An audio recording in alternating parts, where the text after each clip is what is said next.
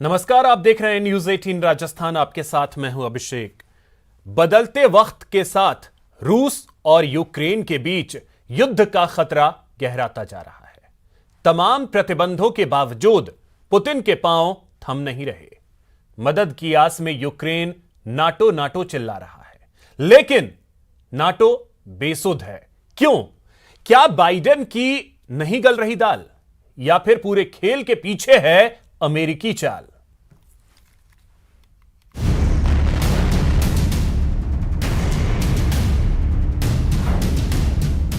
चरम पर रूस यूक्रेन का तनाव।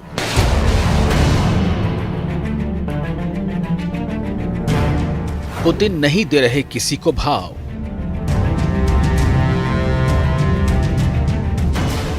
बाइडेन की नहीं गल रही दाल या अमेरिकी चाल।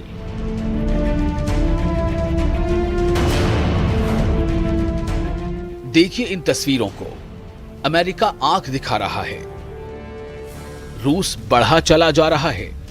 रूसी टैंकों के यूक्रेन में घुसने से लोगों की घबराहट और बढ़ गई है। सोशल मीडिया पर लगातार शेयर हो रहे वीडियो में खौफ का माहौल साफ दिख रहा है। बॉर्डर से सटे इलाकों से लोग यूक्रेन में अंदर की तरफ भाग रहे हैं। आर पार की लड़ाई के लिए रूस तैयार। बॉर्डर पर दिखे रूसी सैन्य वाहन और हथियार। यूक्रेन सीमा पर बढ़े सैनिक, रूस का इनकार। रूस जंग से इनकार कर रहा है, लेकिन कर वही रहा है जो वो चाहता है। मसलन राष्ट्रपति पुतिन ने यूक्रेन के दो अलगाववादी क्षेत्रों डोनेत्स्क और लुहांस्क को मान्यता दे दी है।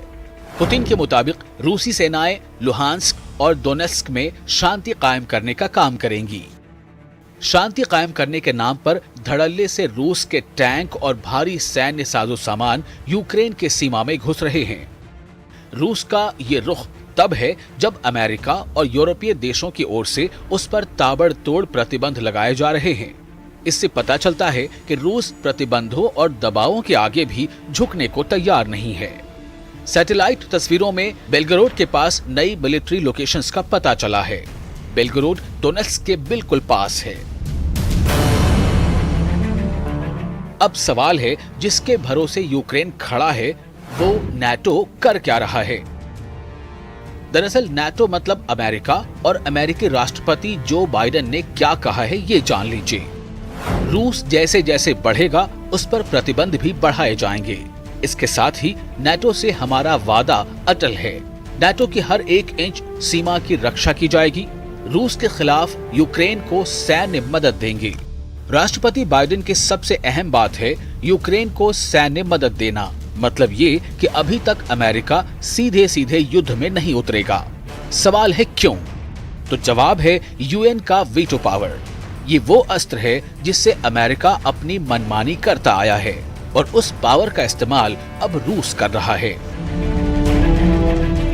रूस का सबसे बड़ा विरोध नाटो से ही है, क्योंकि नाटो का नजदीक आना उसके लिए खतरे की घंटी है। दूसरी तरफ अमेरिका सहित नाटो के सभी 30 सदस्य यूक्रेन के साथ तो हैं, लेकिन कागज पर, मैदान में अभी तक कोई दिख नहीं रहा। Bureau report, news 18 network. और इस वक्त की एक बड़ी खबर आपको बता दें। 8 दिन की ईडी रिमांड पर नवाब मलिक को 3 मार्च तक ईडी की कस्टडी में भेजा गया है। नवाब मलिक को ईडी ने आज ही गिरफ्तार किया है। मनी लॉन्ड्रिंग केस में यह गिरफ्तारी हुई है। दाऊद और उसके गुर्गों के कनेक्शन की जांच हो रही है। तो यह बड़ी खबर आपको बता दें। 8 दिनों की रिमांड पर भेजा गया है नवाब मलिक को, एनसीपी नेता।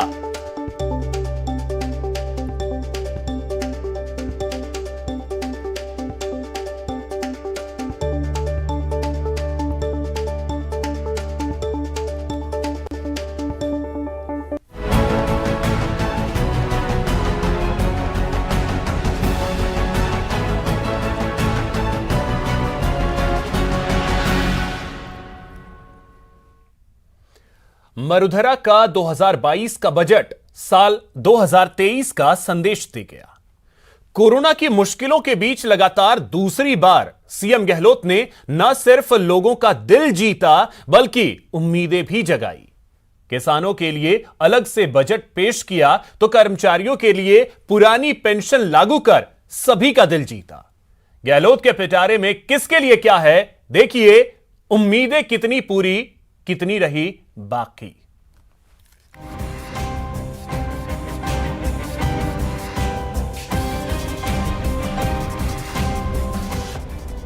मरुधरा का ऐतिहासिक बजट, किसान से कर्मचारी तक सभी की सुध, निरोगी राजस्थान के लिए मेगा प्लान। अध्यक्ष महोदय, निरोगी राजस्थान के संकल्प को साकार करने की दृष्टि से प्रत्येक प्रदेशवासी को चिकित्सा एवं स्वास्थ्य सुविधा सुलभ कराना हमारी सरकारी प्राथमिकता रही है। अपने तीसरे कार्यकाल का चौथा बजट पेश करते हुए सीएम ने संकेत दिए कि ये बजट ऐतिहासिक होगा। ना पूछो मेरी मंजिल कहाँ है, ना पूछो मेरी मंजिल कहाँ है। वसुंधरा जी, आपसे मैंने प्रेरणा लेके बोलना सीखा है।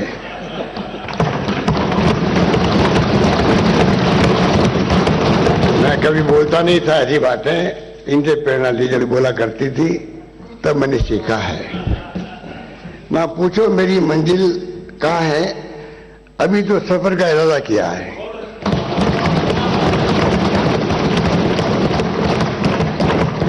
ना हारूंगा हौसला उम्र भर, ना हारूंगा हौसला उम्र भर, ये मैंने किसी से नहीं खुद से वादा किया है।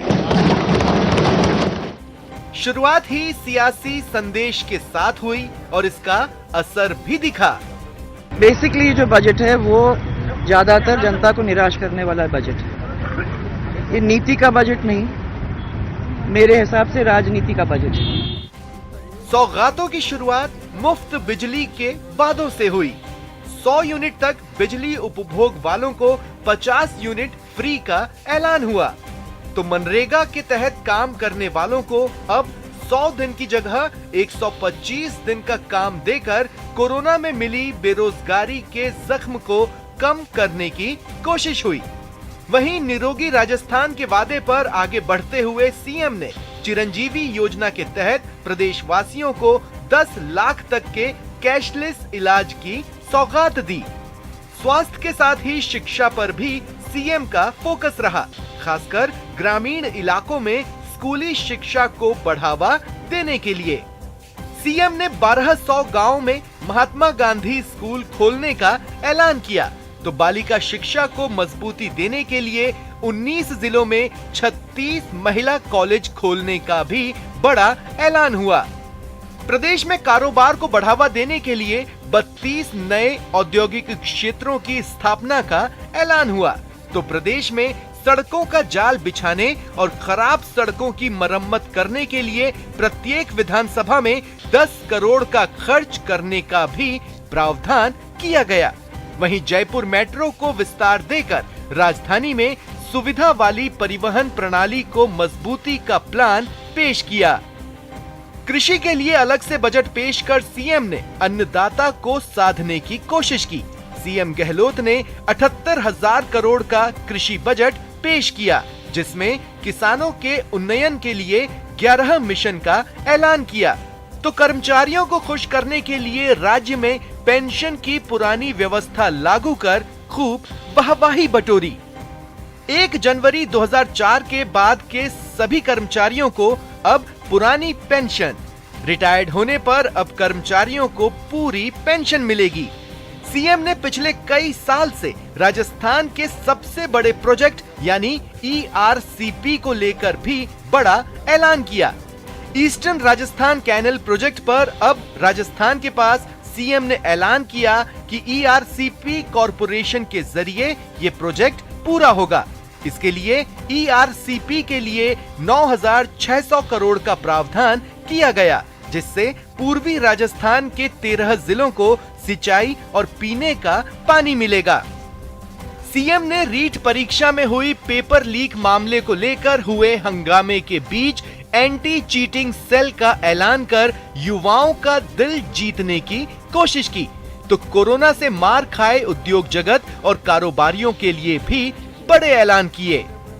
सीएम के पिटारे से हर वर्ग और क्षेत्र के लिए कुछ न कुछ जरूर निकला। हालांकि नए जिले और नए संभाग के ऐलान का लोगों का इंतजार इस बजट से पूरा नहीं हो पाया। वहीं सीएम ने बजट का समापन भी शायरी से कर सभी लोगों को संदेश जरूर दिया। न थके अभी पैर, ना अभी हिम्मत आ रही है। हौसला है जिंदगी में कुछ कर दिखाने का, हौसला है जिंदगी में कुछ कर दिखाने का, इसलिए अभी भी सफर जारी है। सफर जारी है।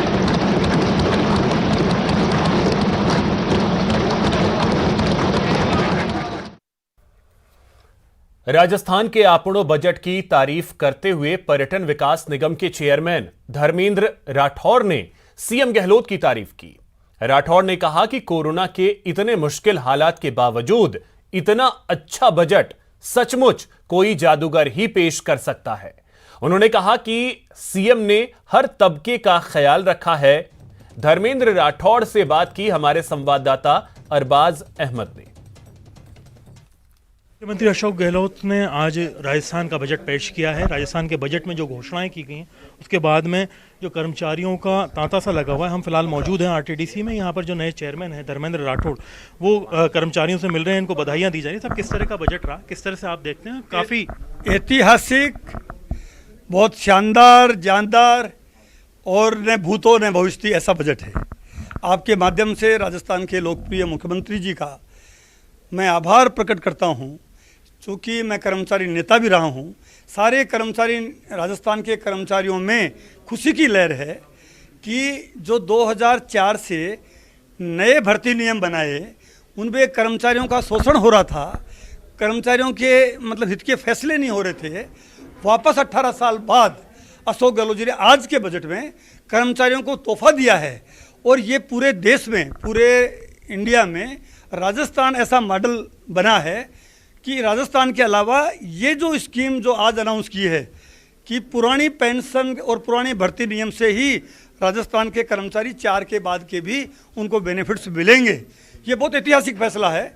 मैं आपके माध्यम से देश के प्रधानमंत्री नरेंद्र मोदी जी से ये मांग करता हूं कि वो भी भारत सरकार के कर्मचारियों को, अधिकारियों को, और जहां जहां जिन जिन सूबों में उनकी सरकारें हैं, कम से कम वो राजस्थान मॉडल का इस राजस्थान मॉडल को अप्लाई करें पूरे देश में और खुद के मतलब भारत सरकार के कर्मचारियों के लिए कि क्या अशोक गहलोत जी ने राजस्थान के कर्मचारियों को तोहफा दिया, ऐसा वो भी दें। लगातार मुख्यमंत्री आज सदन में बोलते रहे, पूरे प्रदेश की जनता उनको सुनती रही और जो दावा किया है यहाँ पर कि इन तमाम जो जन कल्याणकारी योजनाओं के ऐलान के बाद में प्रदेश में न सिर्फ आगामी विधानसभा चुनाव में कांग्रेस की सरकार रिपीट करेगी बल्कि केंद्र में भी इसका जो फायदा है कांग्रेस पार्टी को मिलेगा। कैमरा पर्सन यासीन अंसारी के साथ में अरबाज अहमद, न्यूज़ 18 के लिए जयपुर से। यहां रुकेंगे एक छोटे से ब्रेक के लिए।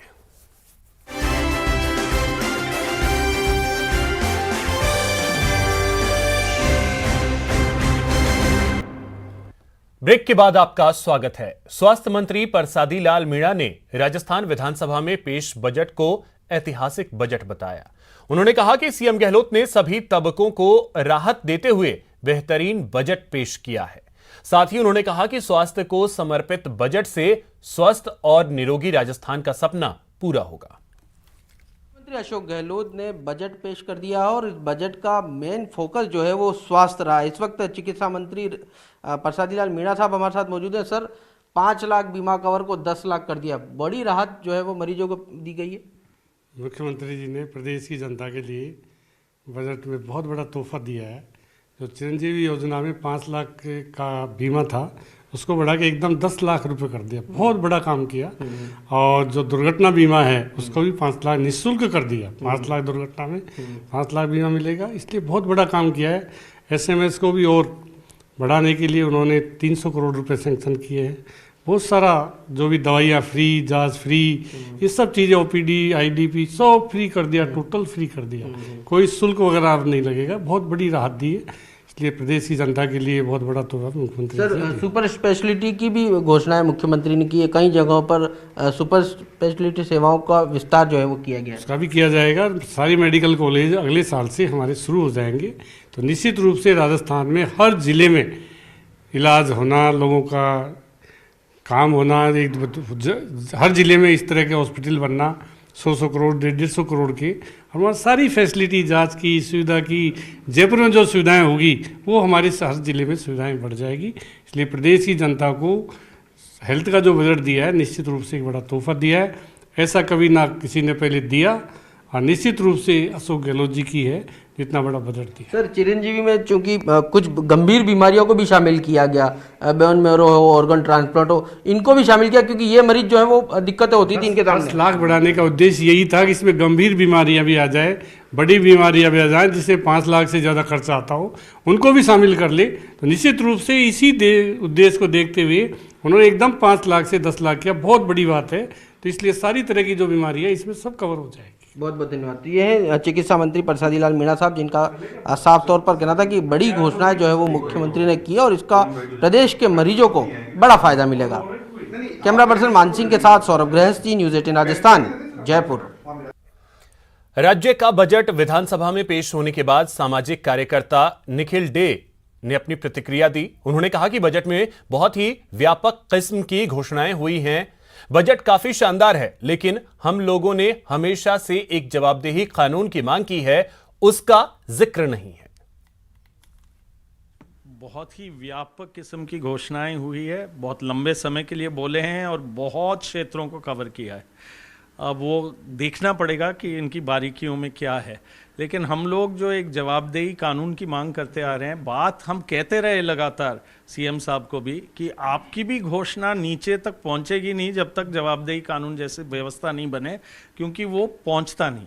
दूसरा, जवाबदेही खुद ही इसी सरकार की घोषणा थी, घोषणा पत्र में था, पिछले बजट भाषण में था, इस बार दोबारा आया है, तो हम बहुत खुश हैं, लेकिन हम बैठे रहेंगे जब तक वो हो। संयुक्त अरब अमीरात की यात्रा पर पहुंचे लोकसभा स्पीकर ओम बिरला ने क्राउन प्रिंस मोहम्मद बिन जायद अल नाहियान से मुलाकात की। क्राउन प्रिंस अमीरात सेना के सुप्रीम कमांडर भी हैं। इस मौके पर बिरला के साथ राज्यसभा सांसद सुशील कुमार मोदी भी मौजूद रहे। इस दौरान ओम बिरला ने मजबूत होते भारत अमीरात संबंधों पर चर्चा की। बिरला ने आपसी संबंधों में आ रही मजबूती के लिए क्राउन प्रिंस का आभार जताया।